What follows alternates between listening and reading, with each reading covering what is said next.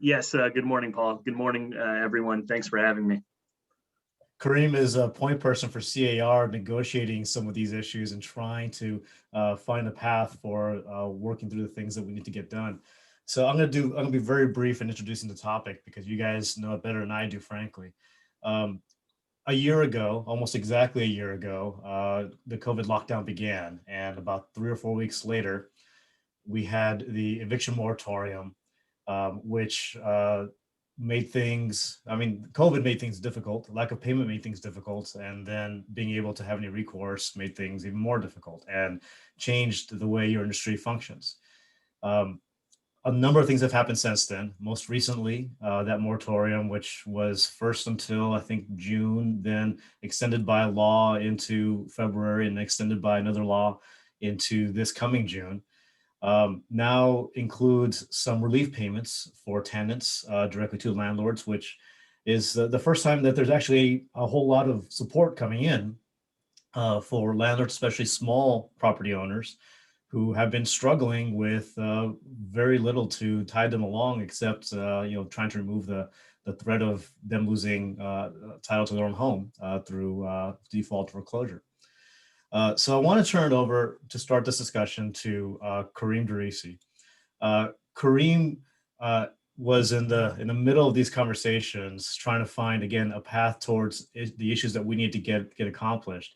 He's very familiar with what were the key points of those negotiations and what may be coming next. So Karim, can you walk us through what was CAR's priority in trying to get through this last year, these next few months, and what you're working on now? Definitely. Well, thank you again for having me. I really appreciate it. And just to dive right in, what I'd like to do, and I'm sure my colleague Robert Bloom will dive into the nitty-gritty details of the new law that is SB 91. What I'd like to do initially, though, is just provide you with a little bit of the political flavor in the background, as Paul indicated, regarding how we came to this particular point in time. And so what I'd like to do is travel back in time to last December. And that's really when all of this sort of started brewing. Now, of course, it originally started back on September 1st with AB 3088, which many of you might recall. But really, this new march towards SB 91 started on December 1st of last year. And three things happened during the month of December. First and foremost, there were two bills that were introduced that were seeking to solve or seeking to extend AB 3088. And that was the original eviction moratorium law. And those two bills were, first and foremost, AB 15 by Assemblymember Chu. And that particular bill would have extended the eviction moratorium law all the way through December 31st of 2021. So, and it also featured no rent relief dollars.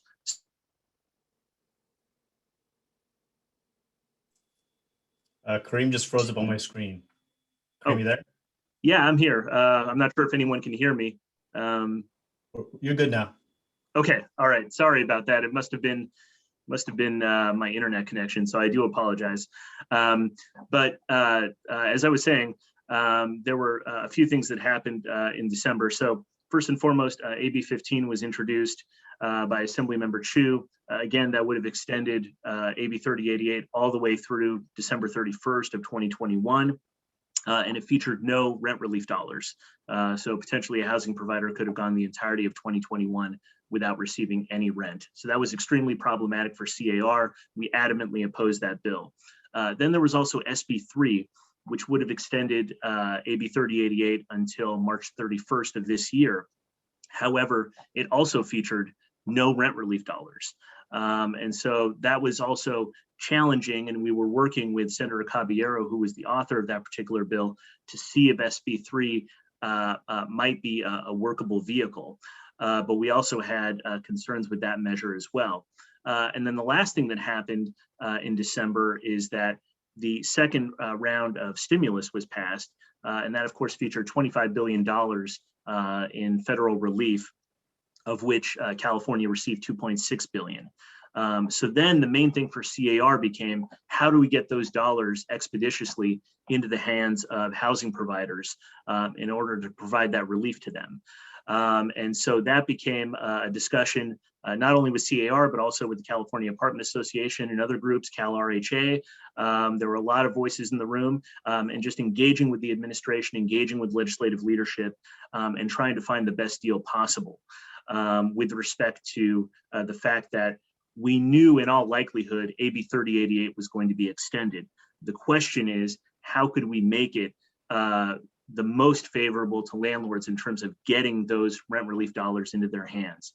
And so initially, the negotiations were very interesting initially, because initially, as I'm sure Robert will go into, SB 91 currently allows for, and I'm sure he'll go into the differences between getting a block grant from the state and also having a local program. But basically, SB 91 allows for recoupment on the part of the landlord of 80% of the rent that was owed during that specified COVID-19 period. Initially, that actually started lower. It was actually going to be 50 cents on the dollar, and CAR, CAA, and others were able to challenge the administration on that respectfully and get that up to an amount that we felt was more workable. And so now it is sitting at 80 cents on the dollar in SB 91. So SB 91, yes, it does extend the eviction moratorium until June 30th, and it is anticipated that and this is something that CAR took into consideration at the time, the federal eviction moratorium was in effect at the time. It was extended until March 31st, and now it's anticipated, and President Biden is giving signals that he'd like it extended at least until September 30th of this year. So that was also something that CAR and others was taking into consideration in terms of whether or not it was appropriate for the governor to sort of split the baby between September 30th of the proposed extension of the federal eviction moratorium and March 31st, which was the proposed extension of SB 3. And so the governor decided to split the baby at June 30th. And the main reason why CAR was agreeable to that, along with CAA and others, was the fact that those federal rent relief dollars were being made available in an expeditious fashion. And so SB 91 passed with no official opposition, passed with bipartisan support in the legislature overwhelmingly. And I'm sure my colleague, Mr. Bloom, will go into greater detail regarding the law. And so I'll go ahead right now and turn it back over to Paul. I know we're short on time, but certainly, Paul, if there is an opportunity to go over some of the things that are coming down the pike related to the rental housing industry, feel free to kick it back to me, and I can go over a few highlight bills that we're seeing cropping up during this legislative session. Thanks, Karim. So let's pick it up from there with Benoit from the California Apartment Association. One of the discussions we had with our property management group was, obviously there's a lot of need out there. People are struggling to pay their rent, and we aren't made better as a state if we just start seeing people homeless everywhere at the same time. When we see people who need, say, food, we don't tell them just walk into Vaughn's, grab whatever you need, walk out. We give them vouchers, we give them money, we support them. And with the housing industry, it was just expected that they would be able to stay, and there'd be no compensation back to the providers, who were supporting that housing. So the program, now that we'll be able to deliver funds to property owners, will function a little differently in the Inland Empire because of some good policy decisions, I think, that are being made here locally. So Ben, do you want to talk a little bit about what's going on with Riverside County and now San Bernardino County? Sure. Well, and it's the county's in 4 cities within those counties. So the way the federal dollars were broken up is any city over 200,000 in population was able to get a direct allocation from the federal government. I'll go through those in a second, but that basically meant that Riverside, in the city of Riverside, also Moreno Valley, and then in San Bernardino, you have San Bernardino City as well as Fontana, all got direct allocations of federal dollars. Now, the state would have liked all of those federal dollars to be given back to the state, and the state run their own program, all with the caveats that Karim described as far as the 80% payout, as opposed to the federal dollars came with basically no restriction on that. So a lot of these locals finally realized that that's what the state wanted. And as a lot of our local Inland Empire folks recognize, that's not what's good for a lot of our Inland Empire folks. So they pushed back and they said, we want to keep our federal dollars State, you run your own program with the state dollars that are allocated to our cities, but our federal dollars that were directly allocated, we want to run our own program. And most of those programs, as far as I know at the moment, are all set up to do 100%. And I think one of the biggest arguments that they heard from us locals on that was, look, a lot of these folks are not going to be able to qualify. So the biggest sort of holdback on all this money is this is only money for people or folks that are under 80% of AMI. And what that means on the federal dollar side on both these programs is the feds are going to be looking at these dollars and making sure they actually went to folks that were in that 80% AMI. I pushed really hard with a couple different supervisors, and they all pushed back and said, look, Ben, if we make this where it's too easy and they come back and audit us, we're on the hook for those dollars if they went out the door and the people weren't at 80% of AMI. So what that really means for all of us, even though these programs we will be able to apply directly as landlords or property management folks, we do have to prove that their income is under that 80% AMI. So Ben, just to clarify, 80% area median income. Yep. Is a qualifying factor for the tenants. Right. But what number does that translate into? The number on that I don't have right up in front of me, but it is per how many people are in the household. Right. And that there's a couple charts on a couple different sites, and I'll pull it up in a second. I'll go through there. Maybe if you want to. Okay. Talking, Paul. What that did is in the city of Riverside, that means they have approximately on the federal program, they'll have $8.8 million of their own money to distribute locally, as well as the state will then distribute another 10.7 in the city of Riverside. On the county of Riverside, there's $51 million of federal dollars that the county will be distributing locally. Then the state's $62 million behind that. Moreno Valley, $8.8 million with another state allocation of 10.7. And looking over at San Bernardino in the county, you have 30.8 million, and then another 33 million that the state will distribute. The city of San Bernardino has $5.8 million to distribute, along with another 6.9 from the state. And the city of Fontana has 5.7 million and 6.9 from the state. Now, Fontana did not decide to do their own local program. They just gave all their money back to the state. So if you're in the city of Fontana, you will be stuck at that 80% number as far as the amount you'll be able to get back from the state. So those local programs are all right now, I can tell you that the heads are all spinning in those housing departments. They're trying to figure out how to set this up. The good news is some of them are very ahead of the game because they had a program back in with the August dollars that were distributed.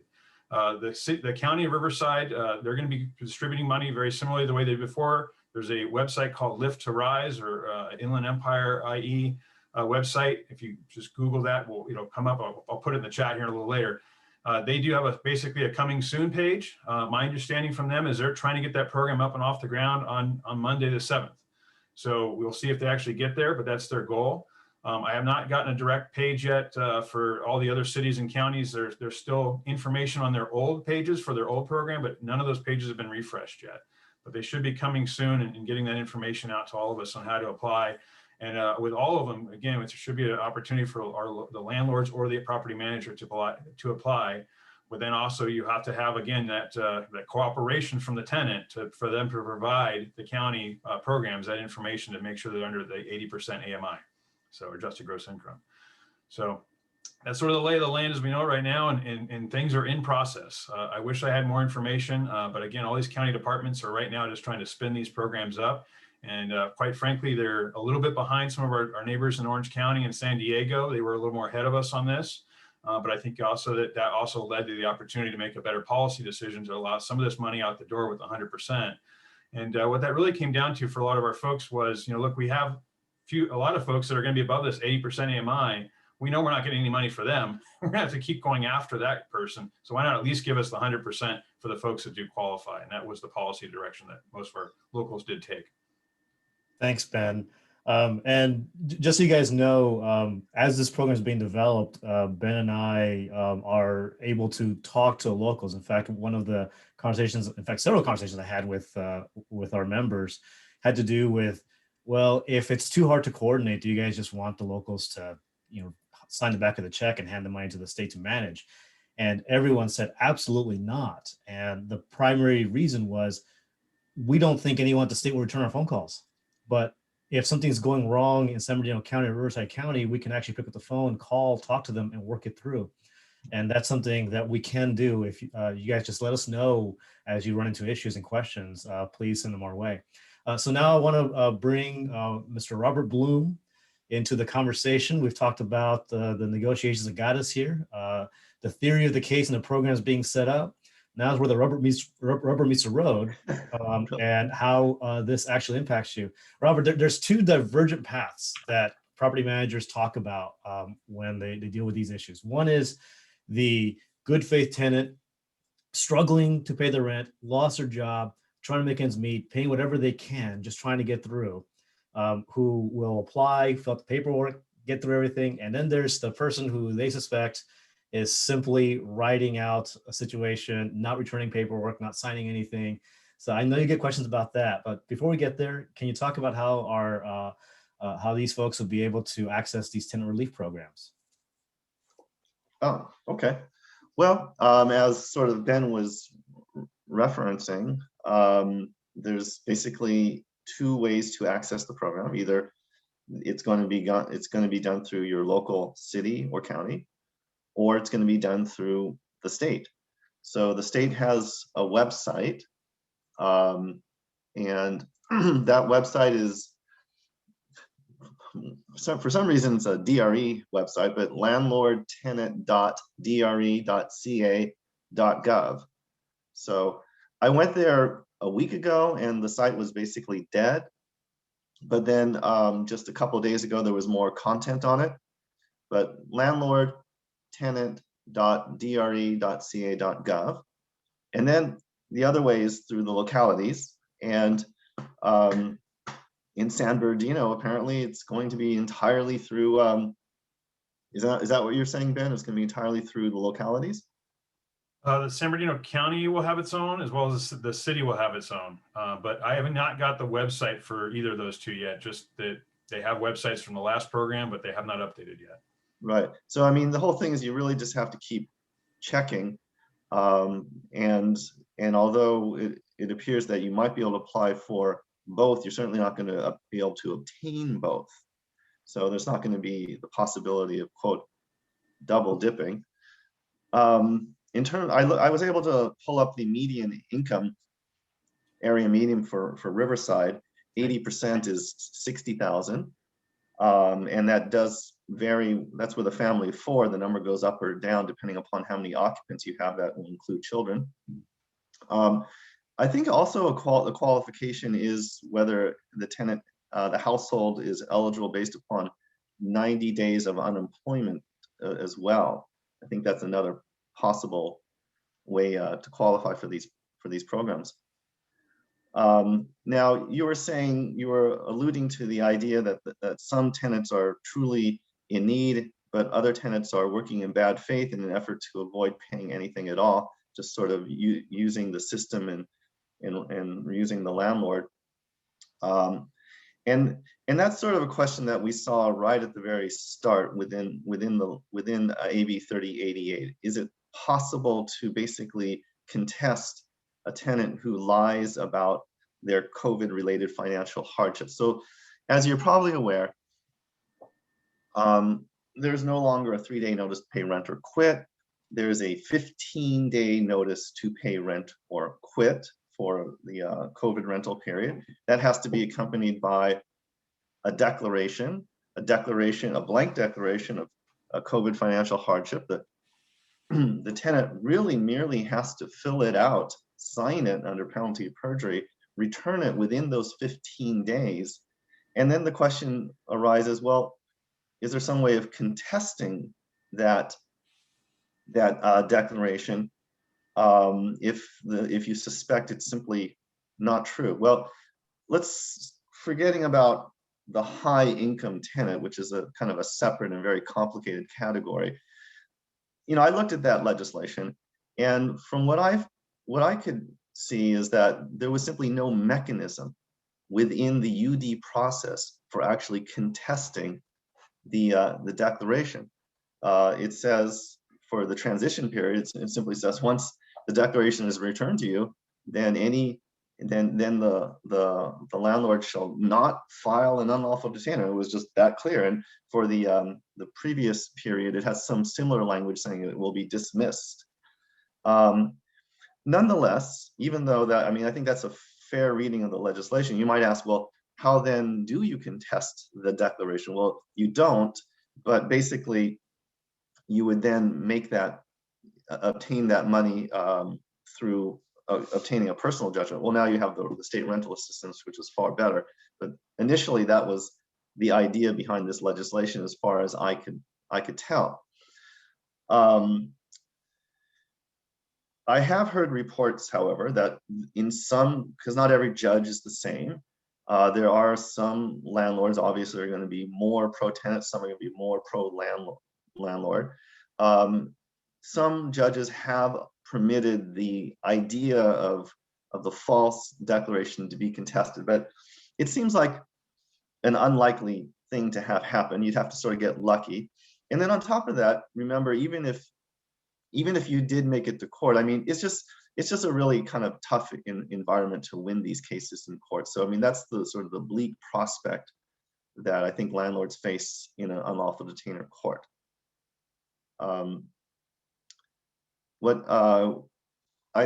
Did you want me to just sort of talk generally about SB 91? Yeah, I know the next question, you started going into what is a process for removing a tenant, and there really isn't one, and it's a little bit slipshod because of the different judges. We've had that conversation, I think, among different regions of the state. Different judges function differently. Now on 91, are there other highlights that you want to hit for the property management community here? Sure.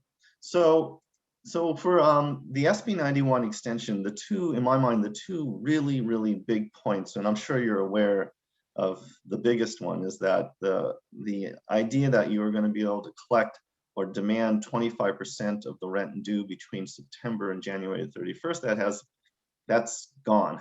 No, that has now been extended, and you're not going to be able to demand that rent in a 15-day notice to pay rent or quit until basically June 30th. I mean, you can give the notice right now, but the tenant is not obliged to pay even 25% of the rent due from between September and June 30th until the end of June.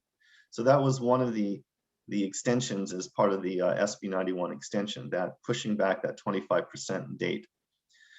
The other thing, which is a little bit less noticeable, but in my mind, very, very important, is the just cause provisions of AB 3088 and SB 91. So when AB 3088 came in, it extended the just cause provisions of, I'm using a lot of jargon here, of AB 1482. It extended the just cause eviction law that had come into effect in January, extended it statewide to every property. So before, you were probably aware that there were a number of exempt properties, single family properties, generally condos, generally new construction. Those were the large categories, certain types of duplexes. So, and also the tenants who hadn't been in the property for 12 months were not included within the just cause protections of AB 1482. Well, with AB 3088, all of that sort of went away, and all of those exceptions were temporarily suspended. So now your single family property, your condo, even mobile homes, tenants have only been in the property for 2 months. Or new construction, every one of these properties is now subject to the statewide just cause protections. And as you probably know, there's 16 reasons in which you can evict under these laws. The 11th fault and 4 no fault. We added an extra one temporarily. It's going to expire in June. But basically, to evict, you have to evict based upon one of these reasons. So those are the two big points of the SB 91 extension. There was another point, which is also pretty big, which is that special notice, that informational notice, which the landlord is supposed to provide to the tenant.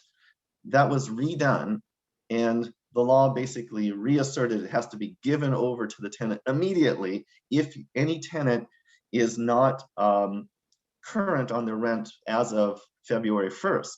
So if that was the case, then this notice actually had to be sent out by by February 28th, last week. So you probably want to do that. Technically, it's a little late, but we were giving a lot of announcements that it had to be done. But anyway, the name of our form is NTRA-2.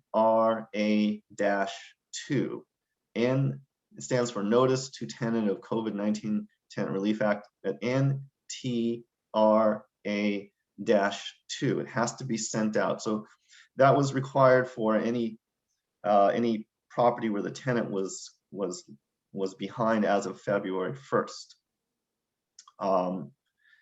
And so that's another big point in the extension.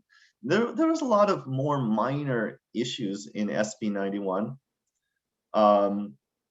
Is one of the things was basically a landlord is not allowed, when they're taking applications, they're not allowed to look at a tenant's lack of payment for COVID debt as a factor in assessing the application, which seems way counterintuitive.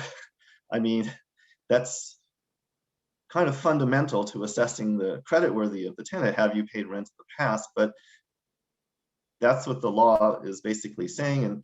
And also in terms of rental assistance that we're talking about, that is a kind of source of income, which the landlord really cannot reject, in the same way that the mandatory Section 8 rules came into effect.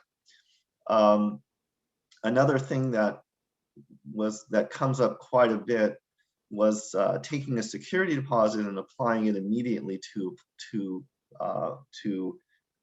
against COVID debt that was due. You can't do that now.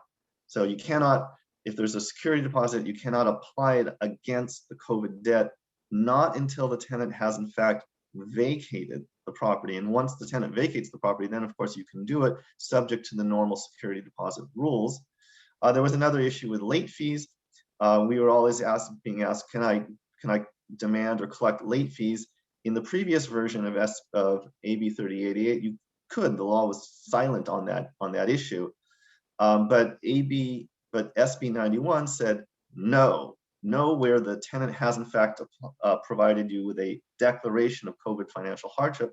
So where the tenant has provided you with a declaration of COVID financial hardship, you're not allowed to claim any kind of late fee. And the last thing I'll just mention really quick is acceptance of rent. When a landlord, or any person rather, I should say a creditor, when a creditor accepts payment from somebody who owes them money, and it's unspecified exactly what that payment is for, the creditor, through just black letter law, is entitled to apply it to any of the debt that is owed. And typically the best practice is to apply it to the earliest debt owed for a number of different reasons. That's just simply good. It's a good practice. So if a tenant owes you rent from a year ago and you're being paid rent, but there's simply no understanding or written idea of what that rent is actually for, you can apply it to the earliest rent due. Well, you can't do that now. SB 91 says no. It says any money accepted has to be applied to sort of the month at hand.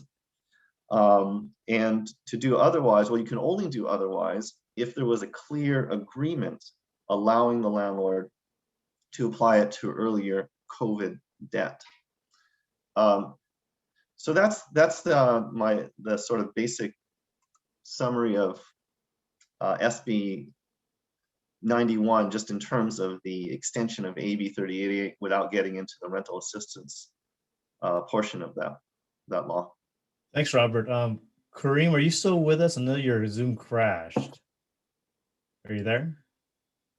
I think we lost Karim, and Ben, we were kind of losing you there for a second. Are you there?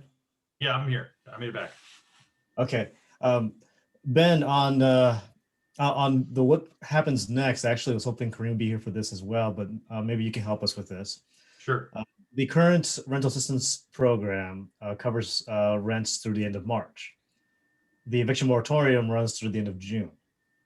And there's decent chance that if there's still significant problems in the economy, and which, June is now 3 months away, that it could go further than that. Are you seeing prospects for additional funds, additional extensions, if this money runs out fast? Well, all this money is federal money. This all came from the federal side, federal block grant money. I don't believe there's another iteration of this money in the current Biden Senate bill that went to the Senate. So not that I see at the moment. I would hope that, again, if we see this money run out the door very quickly and we continue to see these problems, that the federal government will step up again. Obviously, the state government has not stepped up, even though they've had plenty of excess money the last couple quarters. So, but they have yet to step up, really. I mean, they're, they like to say they're doing this program, but again, this is not state dollars. These are all federal dollars. So we'll see. I wouldn't be holding my breath, I guess is the point. And I would be working as fast as you can to get into these local programs, because I think this might be our really only good opportunity, frankly. And by the way, everyone, you really do help us out if you go and try to get these funds as fast as possible. First of all, it helps you guys out because you make sure you get in before they start running out. But second of all, it shows the need. And I mean, frankly, if they last all the way through and everyone served, great. And the need wasn't as much as we thought it was. But if it runs out, then we're able to make a good argument as to why we need to go further. I think Karim, the other part that might help too, Paul, is if you have, if you say, I've heard from a lot of folks, generally about 5% are unpaid. And that's sort of a number we're hearing. But if you can tell us that, hey, you know what, of those, 80% of those don't qualify into this 80% AMI, that might be another message we need to get back to the federal government. If the dollars don't walk out the door just because no one qualified, we need to let the federal government know that too, and hopefully get that restriction maybe changed. Yeah, that's one we're worried about. There was a question in the chat that Karim addressed regarding the period of time in which the 80% of AMI has to be met, and that is calendar year 2020. So Matt's question was, what happens if someone loses their income in January or December or November, and they didn't meet that standard? Well, they don't meet it. I mean, there's no backup program that provides relief beyond that, other than relaxing those standards, understanding that by June, half of this law affects 2021, no longer by 2020 standards. There was also a question in the chat about whether there's a program for commercial. This is everything we're talking about here is residential. It does not impact the commercial side. I'm not aware of similar type programs on the commercial side. Some cities are trying to figure something out. There's local assistance programs for small business, but not anything on this scale that will be available. Karim, there's a question that hoping you could jump into. Ben talked about it a little bit. Are there prospects, anything out of the state or the feds for additional support since this runs out at the end of March in terms of the eligibility period for missed rents? Yes, there is. I think it's what you just mentioned, Paul. I think in terms of additional assistance is largely contingent upon what happens on the federal level with the next round of stimulus. So I'm sure, as everybody knows, that bill package is currently pending in the U.S. Senate, and so depending on what happens there, I believe the last thing that I heard from our colleague Matt Roberts, who's our CAR's Federal Affairs Manager, I believe the last amount that he indicated that could potentially be included in that package is an additional $19 billion, and so. Since the last time it was 25 billion, you can kind of estimate based on that, perhaps the state of California would get roughly, close to $2 billion. And then the question becomes, what vehicle do they put it in to allocate those dollars to housing providers across the state? I would think that in all likelihood, they would potentially try to extend SB 91 and use a vehicle that's extremely similar to that. And so what CAR and other stakeholders as well, CAA, et cetera, would have to do, and this is where all of you are just so critically important with respect to SB 91 and the dialogue that we're having today. I think it's very critical that we continue this conversation, because if there are implementation concerns with SB 91, if there are hiccups that all of you are experiencing, that feedback is vital, because there could potentially be a possibility that they attempt to somehow extend SB 91 in terms of allocating the rest of the potential federal dollars that I just mentioned. And getting those concerns addressed in any sort of extension, of course, would be crucial to all of CAR's members. So definitely look forward to continuing this conversation so that we can get that critical feedback from all of you. Thanks, Karim. They're looking at 1.8 trillion in the relief fund. We can double this program without even having to round up to 1.9 at this stage. There was a question in the chat, Robert, this is probably coming your way. Are there any rules against a landlord giving the tenant money to cooperate with the program? To cooperate in the rental assistance program? Right, I guess to produce income documents and actually answer the. Well, there's nothing in the state law that says that, or I don't believe there's something in the federal law which says that. But I mean, you'd have to look at the documents and see if there's some sort of statement which, I don't know, you'd have to come up with some idea of fraud in general as a kind of fraud against the program. So I'm trying to think how that would work as a fraud against the program. I mean, it seems kind of suspect because basically you want the tenant first and foremost needs to be truthful on all of the information. Essentially there's a lot of detailed information that a tenant is going to have to fill out either through the state office or the local office, however it's being administered. And it's by paying them, I don't know, it seems to create the wrong incentive system, if you know what I mean.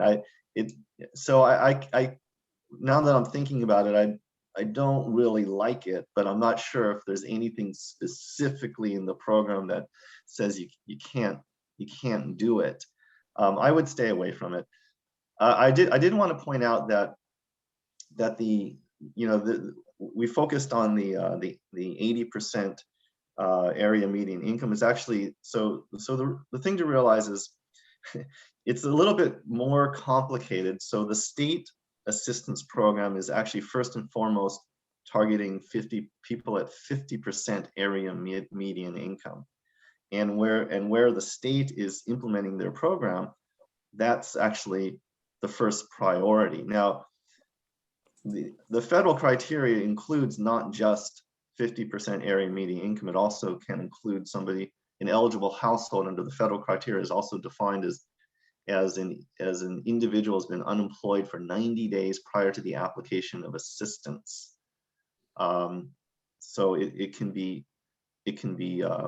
both. And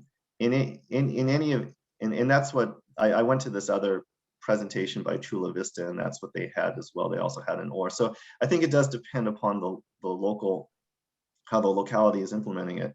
But where the state program is not being followed, which I thought it was going to be followed everywhere because the state was basically offering a block grant to all of the localities to accept their money. But then Ben told me that no, which county was it that is just simply flat out refusing the money? Well, they're not refusing the money as much as they're saying, hey, state, you run that program for us out of Sacramento. So there'll still be the state block grant is still there. It's just Sacramento will run the state part. Both Riverside and San Bernardino counties are going to run their own local program separate from that. So right, okay.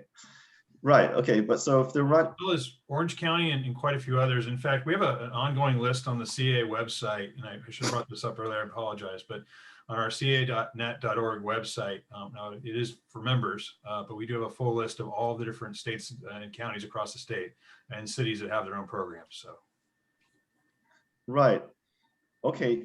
So I mean, but the thing is having your own, so there's two types of having your own program. One is you're having your own program and you're accepting the block grant, and then we're having our own program and we're just going it alone. So the idea of going it alone is that essentially the state, the city or the county is rejecting the state rule. So what are the state rules that you're trying to avoid? You're trying to avoid, one, the 80% limit on settling of the COVID rental debt, right? So that you can get paid 100%.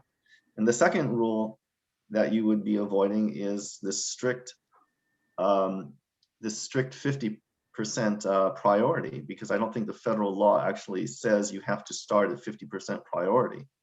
So it's a lot more, as you were pointing out, it's a lot more landlord friendly in terms of the application. It's not so restrictive. Yeah, we're going with the have our cake and eat it too. Hey, Robert, there's a couple of questions in here that I want to get to. Do all the adult tenants need to be on the application? I can answer that one. I think it helps. The more the merrier, because that, again, that AMI number will go up for every person that's on the application. So you want to be listing everybody that's in the unit. Another question. Can a property manager supply a declaration of COVID financial hardship to the tenant? If so, where do we find it? Is there a form on a website somewhere? I believe the answer is yes. Yeah, I mean, the idea is the landlord, if they're serving a 15-day notice to pay rent or quit, they have to provide it, right? We're talking about the state form. It's not an option. It has to be basically with the notice. In fact, our notice, we have 2 notices for transition period, and what was the other one, the before the transition period? What's that called? Well, anyway, the period that we have 2 notices, one from the period between March and September of last year, and then the transition, so-called transition period from September to June. So let's say the tenant owes money from December. So you would have given them that note NTRA-2 form, and now you can proceed and give them the pay rent or quit, but not just any pay rent or quit. It's a special one. It has to be the PQR-TP-2, and and automatically attached to that is the declaration. It has to be given to them. So if you don't give them the declaration, it has to be blank, then there's no way you should be winning that in court if the tenant mounts any kind of defense. The other declaration that comes up is the federal declaration, right? There is no obligation whatsoever to provide the federal declaration to the tenant. I mean, you don't even have to tell the tenant about that federal declaration. It's a big secret, you know. And there's in general, there's just none of the strict requirements are associated with the federal declaration. In fact, the federal declaration doesn't even come into play, or should not even come into play, until you're actually at court. And then what it does is it stays the actual removal of the tenant from the property. At least in theory, that is what it's supposed to be doing. Again, different courts will have different judges who will interpret it differently. And I know of at least one court where the judge is refusing to enter a judgment. See, if I were the judge, I would enter the judgment staying the actual removal of the tenant. In my mind, that complies with how the CDC order is supposed to be playing out, but that's not how every judge is going to do it. Okay, we'll get into the wrap-up stage here. Karim, if you're still there, is there anything you wanted to leave the group with? Yes. Well, first and foremost, I do apologize to the group. I am experiencing these technical difficulties, so I appreciate everyone's patience, and I do apologize for that sincerely. One thing that I would note, and forgive me, this may have been addressed while I was having connectivity issues, so I don't mean to be redundant, but with respect to SB 91 extending to the commercial side of the business with respect to commercial evictions, it does not. However, I will note that we still have Governor Newsom's executive order in place effectively banning commercial evictions through March 31st of this year, so the end of this month. And so definitely be on the lookout for the possibility of the governor extending that executive order. And so with that, I think I would just thank the group again for their time today. I know we're running short on time, so there's not enough time to go into other bills, but rest assured that CAR is working vigorously on behalf of your efforts to defend against some of the troubling bills that we're seeing coming down the pike, including an excise tax, an annual excise tax on rental housing providers, which is very egregious. It's AB 1199, and we're fighting very vigorously against that. So rest assured that we are looking out for your interests. And again, very much appreciate the invitation today. So thank you so much. Thank you, Karim. Ben, what do you want to leave us with here?